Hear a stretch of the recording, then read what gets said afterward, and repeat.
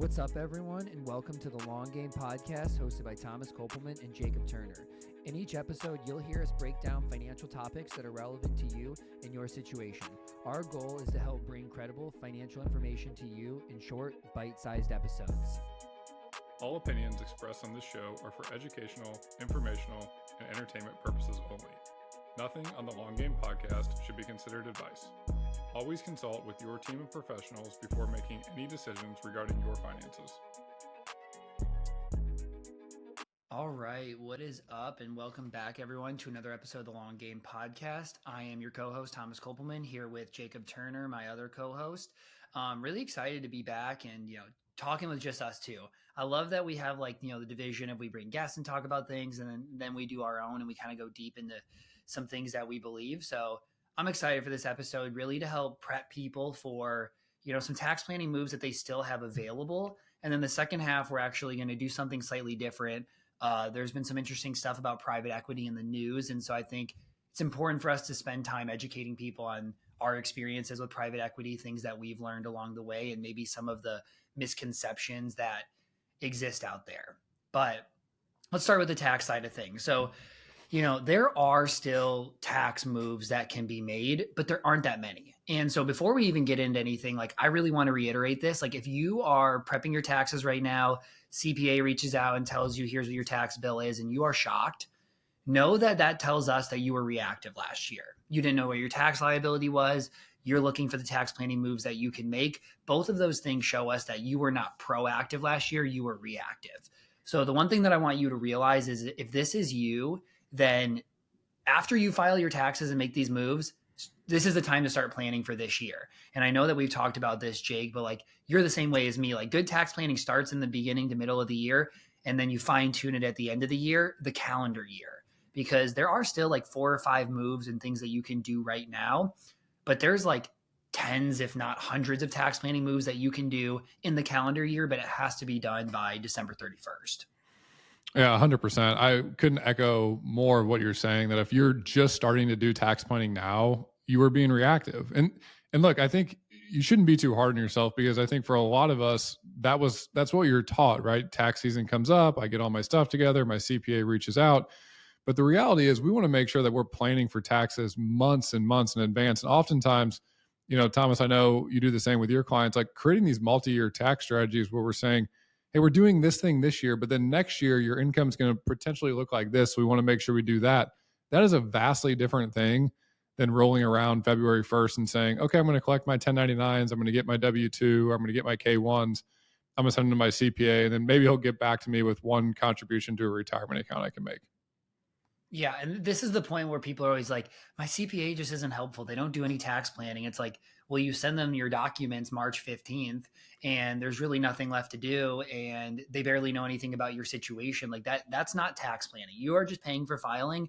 If you are doing tax planning with a CPA, I promise you they're talking with you in the calendar year, because that's really the only time you can do real tax planning.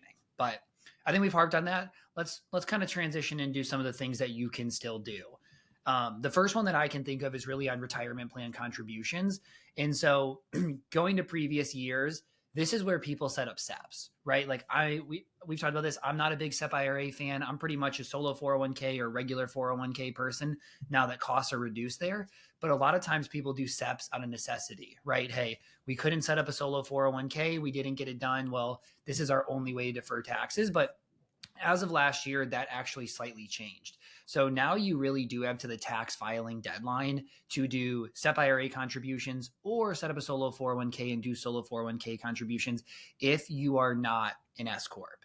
If you are an S Corp, then the employee contributions had to be done in last calendar year because of when W-2s are to be done, but you have until March 15th on the employer side. So for everybody that does know, solo 401k, you can basically put in, 25% of your comp from the employer side, and then up to $23,000 from the employee side if you have the income. If not, it ends up being pretty close to 20% of profits. And then on the SEP, it's also about 25% of the profits. So the reason why I like solos better is because you have the employee side, not just the employer side. So typically you can end up getting quite a bit more. But this is a really good tax savings tool, right? I mean, if you can put $66,000 into a solo 401k and last year you made $1 million and you're in the 37% tax bracket, that's going to save you $20,000 to $25,000 in taxes now.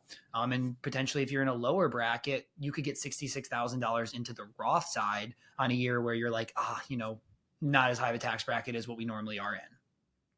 Yeah, the other thing I would mention there too, Thomas, is for folks that are high net worth or making a lot of income in a given year. The other reason why we both like solo 401ks more than SEP IRAs, especially now that they're a lot easier to set up. I think in years past, people have thought like, oh, a SEP IRA is super easy to set up, so like I can just do that at the last minute. I think solo 401ks are becoming easier and easier to set up. The other thing is it avoids the pro rata rule. So for folks that are making a lot of income, they can continue to do backdoor Roth IRA contributions, which ultimately over your lifetime can be a huge tax benefit for you. And that kind of leads to the second one that I would have is folks that can make IRA and Roth IRA contributions. You can do that up until the tax deadline. That's not something that needs to be done by 12/31. And I think I've seen a lot of misconceptions around, did I have to do that before the end of last year, or do I still have the optionality to do that now? And remember, you still have the optionality to do that if you're a high earner and you're over those income brackets for the traditional Roth IRA contribution. Ask about potentially doing a backdoor Roth IRA. There's some rules, there's some restrictions around it. You want to make sure that your situation is optimized to be able to do it, but it's a potentially huge tax benefit for you because that Roth account grows tax-free moving forward. Yeah, this is where the hey, you're looking to lower your tax bill because it's really high. You're probably not going to be able to do an IRA. The only way you can do an IRA and deduct it if you have a high tax bill is pretty much if you didn't have a 401k or other retirement plan option. And if you run your business or whatever, most people do have that option. And so it might not be the reduction strategy this year, but if you have post-tax dollars, you can either put it in a taxable account that can grow and you can pay capital gains, or you can put it in a Roth and that can grow tax-free. I know what side of that I'm going to choose, but I think that is really important to note the pro rata rule, right? Like we just talked about that, the SEP IRA. If you have a SEP IRA, you cannot do the backdoor Roth and have it not be taxable. Okay, the third one is the HSA contributions. So I think this is something that not many people know about, right? Because they're doing it through payroll, they're putting into their HSA, and then they realize, oh man, I could have put 7,750 in last year, but I only did 5,000. Oh, well, that really stinks. But it doesn't, because at the end of the day, you could go set up an HSA at Fidelity and you can put in the rest of the amount. But there is one downside, and that one downside is that when you do an HSA through payroll, it's pre-Fed tax, pre-state tax, and it's pre-FICA. When you do it outside of payroll, it's not pre-FICA, but that's really the only one main downside of doing it that way. Yeah, I think the HSA is like the most overlooked account in my opinion, because for folks that are on a high deductible plan, not only does it give you the optionality to be able to use the money for medical expenses, but you can use that money for medical expenses and backdate those expenses. So the reality is if you had big expenses, but you had enough income to cash flow those expenses in those given years, you can keep those receipts and ultimately you can let the money grow in your HSA. And then at the future date, you can take out that money and backdate with those receipts that you have. So I also think there's some cool options out there now for HSAs in terms of how you can actually use the money. One of the biggest downsides of an HSA is that you really need to be using it for specific medical expenses. There's actually a company out there called TrueMed now that allows you to use it for things that are more proactive in your health life. So definitely check that out if you're big into HSAs and you're looking at making those contributions. Yeah, and I want to hit on one thing that you said there, and I think it's that flexibility, right? I mean, I don't know if you've experienced the same thing, but when I sit down with clients, a lot of times they've been using the HSA money to pay for healthcare expenses, right? Which is normal. Like we all are just like, hey, you're putting money into this health savings account. Let's spend it on our prescriptions and appointments and things. And I totally get that. What people are missing is that tax-free growth, right? Like that's a really big part of it. And then tax-free use. So if it could be $8,300 or you can let that grow for 30 years, that's going to be more impactful. But a lot of times there's pushback from clients of like, well, we've been used to paying for it that way. Now we have to pay from cash flow. Like, what if cash flow is bad this year? And that's where this flexibility part is really helpful of, hey, let's say 5 years down the line, cash flow is really tough. You can reimburse yourself from those expenses that happened in the last 5 years. So it really is a backup emergency fund, and you still have that flexibility as long as you keep the receipts. So you might as well, while you have the chance, let it grow. And if you need it, pull it out. But if you use it now, you miss out on the potential benefit that you would have to let it grow. Yeah. So we've talked about a couple of retirement plan contributions. We've talked about solo 401k contributions, IRA, Roth IRA contributions. We've talked about HSA contributions. And the last one that I want people to think about here is making estimated payments. All right. So we are past the deadline, so to speak, to make estimated payments. But the reality is the way that estimated payments work is if you are going to make an estimated payment, you're going to get taxed or you're going to get a penalty on a percentage basis on every day that you're potentially late. So even if you can make that estimated payment now, even though we're past the deadline, it's still better than waiting until tax filing deadline. So if you're having those conversations with your CPA, if you're having those conversations with your financial team and you know you're going to owe a significant amount in taxes, I would really encourage you to try to get a ballpark number in place and make those estimated payments now. It'll help reduce any potential interest and penalties down the road.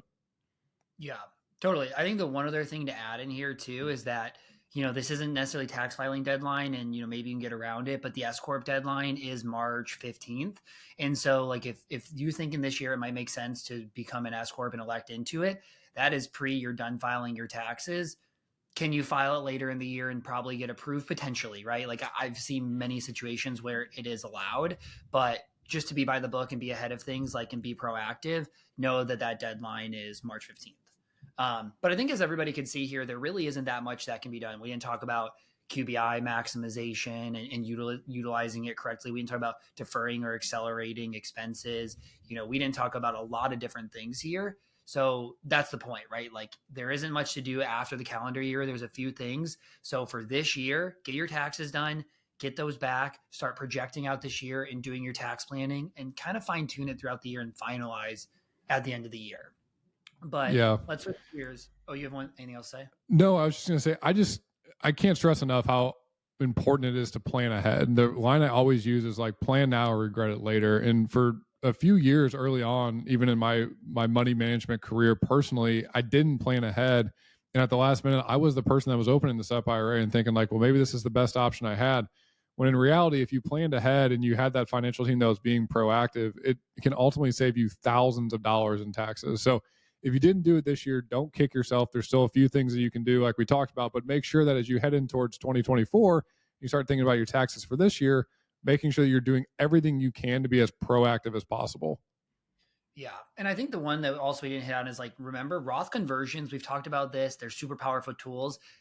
You need to do it in the calendar year. And the best time to do it is in December. I think about a lot of business owners we worked with in the last year that sold a business the year before. They started building a new one this year. They took some time off of work, whatever it was that they weren't really like thinking about it. Their head was down.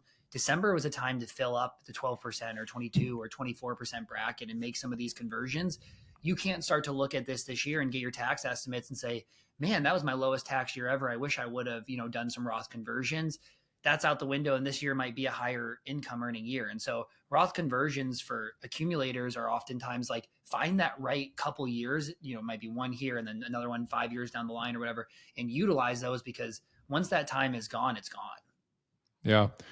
So to switch gears a little bit, change from taxes to investing. One thing that's been in the news recently that I thought would be helpful for us to talk about, Thomas, is so Tony Robbins came out with a new book and he's been promoting it. And in the past, a lot of Tony Robbins' advice on finances, I think, has been pretty solid. And one thing that he's been really championing here recently is investing in private equity.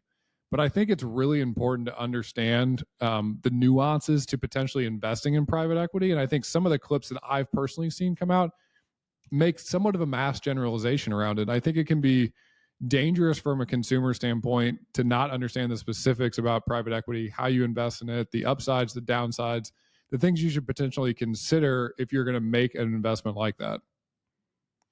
Yeah, I think it's an interesting thing to talk about because I've had a lot of clients who have done this on their own.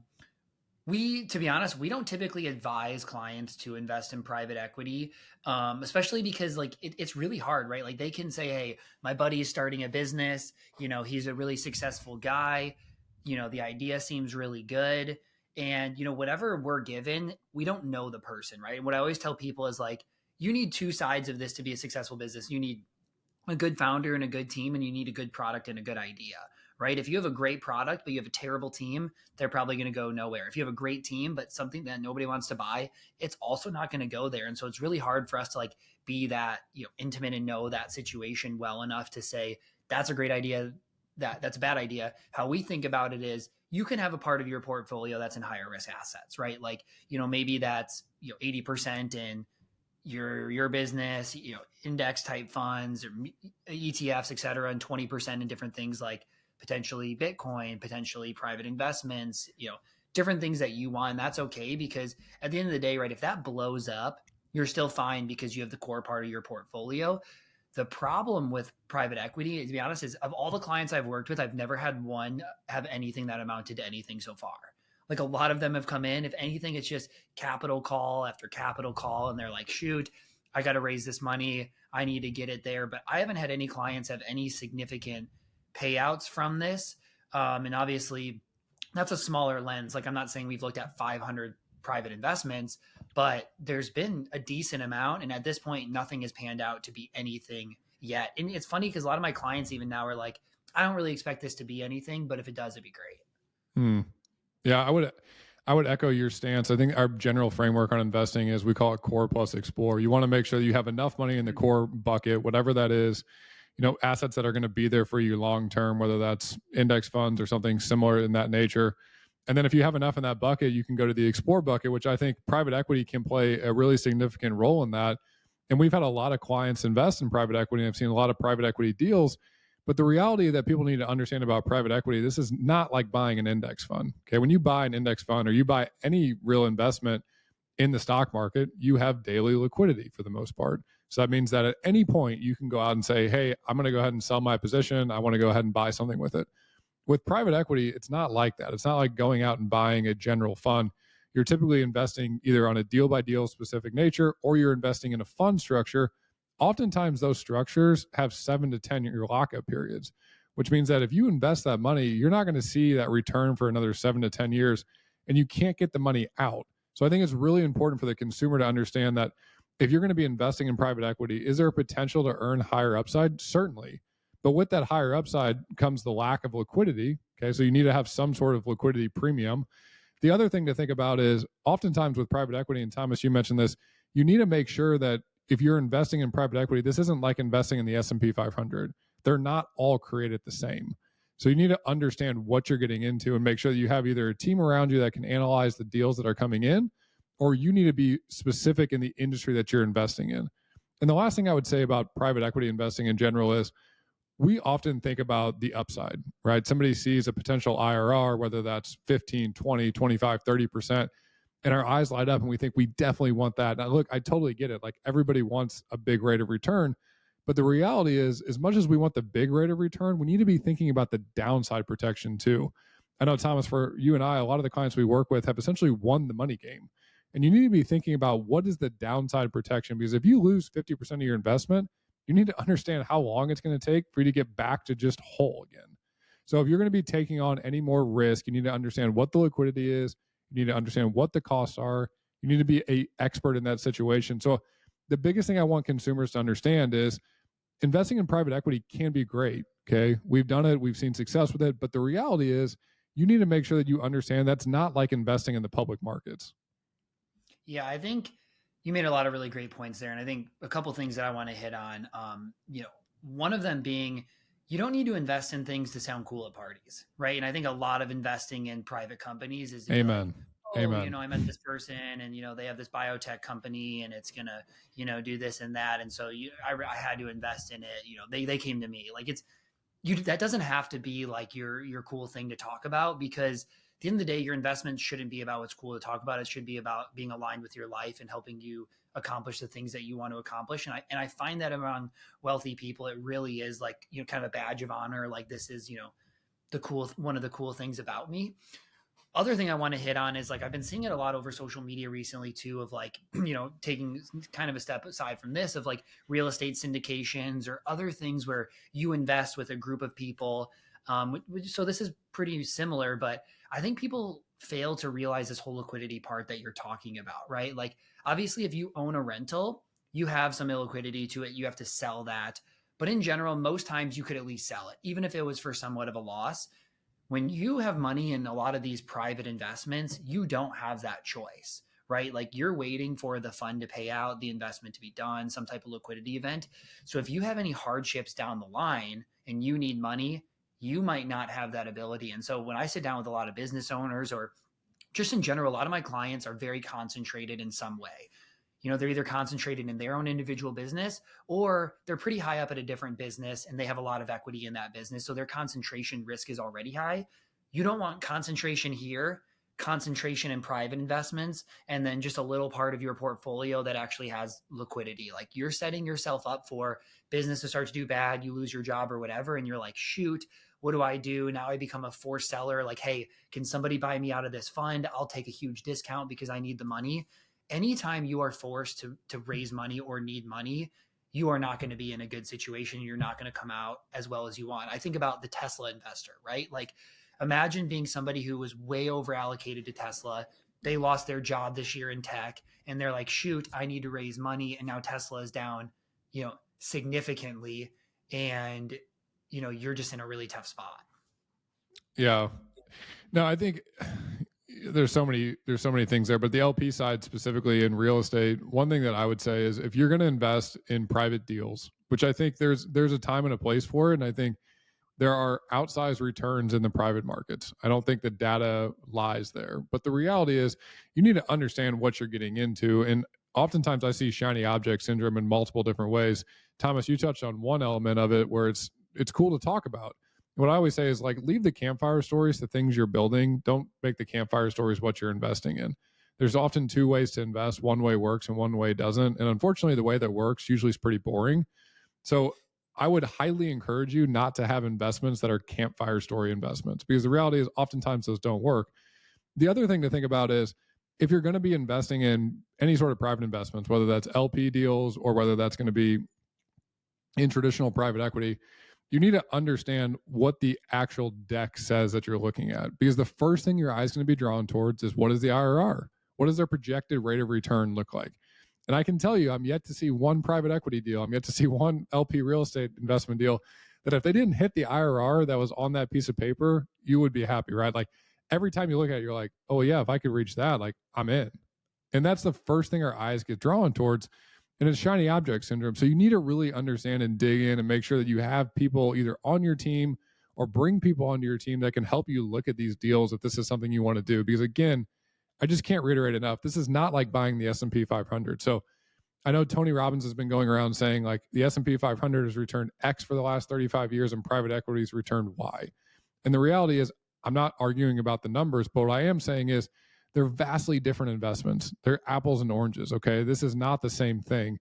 So if you're going to do it, you need to make sure you understand what you're getting into. And the last thing I'll say here on investing as a whole is, I'll never forget an advisor telling me that investing was more about reaching your goals than hitting a certain rate of return. And as a young, naive investor, I was like, well, I just want to earn the highest rate of return. And he went back to it and he said, yeah, but if you earn X rate of return and you don't reach any of your goals, would that matter? I was like, but if I earn the rate of return, I'm going to reach my goals. But his point was super valid in that the reality is, you need to take on the risk that you want to take on to reach the goals you have. But risk is optional after a certain point. And I think for a lot of folks out there, they don't realize that. They keep chasing whatever they think that big rate of return is going to be when they don't have to take it. So ultimately, understand that money is a tool. You want it to reach your goals. And outside of that, like, whether it's private investments, whether it's public market investments, whether it's investments back in your business, just make sure you have a plan around it. You understand what you're getting into. I don't think I can add anything else to wrap up the podcast any better. I think you hit on a ton of great points there. I love the campfire part.